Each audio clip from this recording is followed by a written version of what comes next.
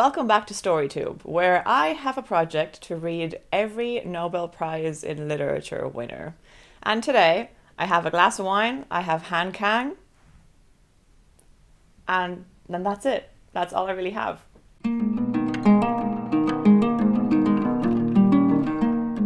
So last year in October, Kang was announced as the winner of the Nobel Prize 2024 in Literature, which makes her, I believe, the first Korean person to win the Nobel Prize. She is also the first Korean woman to win the International Booker Prize, which she won in 2016 for The Vegetarian, which is one of the books I'm going to talk about. It's also the first book that was ever translated into English by her. So she, I was looking her up, has quite a few books that have not been translated. There are 5 that are translated into English. The Vegetarian was the first one, Human Acts, The White Book, Greek Lessons, and a 5th one, which I can't remember the title of. As you might imagine, when she was announced as the winner, the bookshop immediately sold out of all of her books that we had. The only one we had left that morning was this copy of The Vegetarian, and I snapped it up because I wanted the original cover, and I also wanted one that doesn't say winner of the Nobel Prize, so I can claim to be a hipster about it, which I am not. Unfortunately, that also means that The Vegetarian was the first Kang book that I read. And I say unfortunately because the one that was most appealing to me was Human Acts. And I should have just gone with that gut instinct and read the one I really wanted to read. But I was impatient. So I had bought The Vegetarian. There was a hype train going on, obviously, because somebody in Sweden decided that she's very good. So I started reading The Vegetarian. So The Vegetarian is made up of 3 novellas. It was originally published separately in Korean, but in English it has only ever been published as 1 volume in translation. And it's about a woman who suddenly out of nowhere decides to become a vegetarian, and nobody around her, including her husband, can really understand why. Her husband is the opposite of nice about it. Actually, I'll read you the first sentence of this book because the first line is excellent and it sets the tone very well. Before my wife turned vegetarian, I'd always thought of her as completely unremarkable in every way. I think that's a pretty great first line, and also the husband is an asshole. And this is an interesting book, I think, but I'm not sure I understood it. The writing is certainly competent, so is the translation. And it's clearly trying to say things. I just wasn't entirely sure what those things were, which is fine. I don't think you always need to know exactly what the intention of the author is. Sometimes it's even better when you don't have a clear intention there trying to beat you over the head. But it wasn't really making me reflect about anything specific because I just wasn't really getting it, to be honest. So I read the first 2 novellas, I started the 3rd one, and then, not entirely because of this book, I will say, just circumstance in general. I was reading a lot of things at the same time, none of it was really doing it for me. I'd been DNFing a good bit of a reading slump at the time. So just circumstances in general were not favourable. So I decided at that time to just axe everything I was in the middle of and start over because it wasn't working. And The Vegetarian unfortunately fell victim to this coal.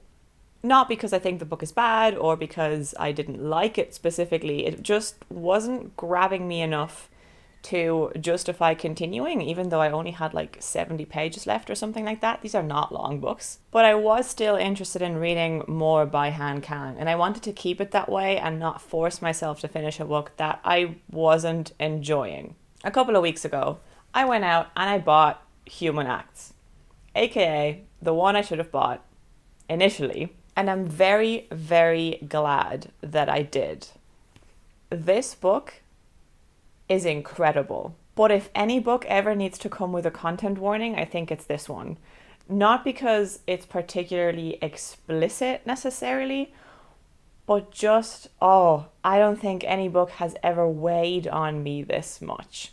And it might be because of where I'm at in general and where I'm at towards the state of the world, that reading a book set in 1980s South Korea about people being horrible was just very, very depressing. it just got me thinking, well, people have just been horrible throughout history over the entire globe, and everything is hopeless. I had to pause about 60-70% into it, put it down, read a romance book, and then come back to it because it was really depressing. Partially that's me. I have heard this book as described as hopeful within its grimness, and I don't think it is nihilistic. It's just really grim and really heavy. So, what is it about? Like I mentioned, it's set in 1980s Korea. It starts in 1980s Korea, particularly in the province Gwangju. I've probably mispronounced that, but there you go. In 1980, during student protests against the dictatorship, those protests were suppressed very violently by the military, and that violence is felt viscerally, especially at the beginning of the book, but throughout the whole thing. It's also worth noting that Han Kang is from Gwangju and was born in 1970, so she would have been like 9 years old when this was happening. And she has spoken about that, I believe, because her father was a writer. They moved to Seoul shortly before this happened, and she learned about it when she was about 12 years old, I think. And she has said herself that that was a really intense, I suppose, experience as a child to learn about what had happened. So it makes sense that she would have wanted to write about it. And she does insert herself into this book a little bit. That brings me to the structure. I loved the structure of this one. There are 6 chapters and an epilogue, and we jump forward in time with each chapter, generally about 5 to 10 years, but that's not a strict rule. We start in 1980 and we finish in the epilogue in 2013. And each chapter is a different point of view and a different narrator. She plays a lot with narrator here. She uses first, second, and third person. And all the characters are loosely interconnected and loosely connected to the very first chapter in the book. And through that, she creates a sort of patchwork of points of view of this atrocity, as well as examining the long-term effects on a generation. It is ultimately an examination of the darkest pits of humanity. And I'll be honest, I struggled at times to find the hope in it. It is there, but I think similar to The Vegetarian, Han Kang as the author is not super present as you're reading the book. What I mean by that is that it's not like she is preaching at you to feel one way or another. It's quite complex and nuanced what she's just giving you, and there's a lot of room to insert yourself into it and what you believe and what you feel and where you're at. So I don't think that everybody's experience reading this will be that it's hopeless, but it is undeniably really, really grim. And I was describing it as I was reading it as poetically grim, especially the first couple of chapters. I think the second chapter was by far my favorite. If you've read it, you know which one I mean. Profoundly sad, but in kind of a beautiful way, and I don't think I've ever read something quite like it. If I'm being honest, this is kind of exactly what I would expect from a Nobel Prize winner. Nuanced, subtle writing about important themes, playing around with structure and narration, slightly defying conventions, and clearly being smarter than me. Human Acts would definitely rank higher than The Vegetarian in my personal experience. It's just the book that I was more interested in and that resonated more with me. I'd be curious to hear what anybody else thinks if you've read both of these, because The Vegetarian is obviously so acclaimed. But overall, this is an author that I'm very, very happy that I read, and an author that I'm happy has gotten so much international acclaim, because I think she's writing very, very interesting books that are made accessible, honestly, kind of by their length. So let me know, have you read Han Kang? If so, which ones? Did you like it? Do you want to read her?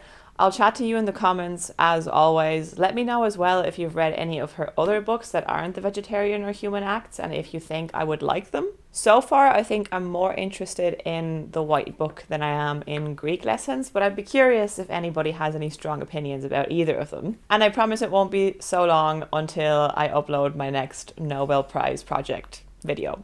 Thank you so much for watching. I'll see you next time.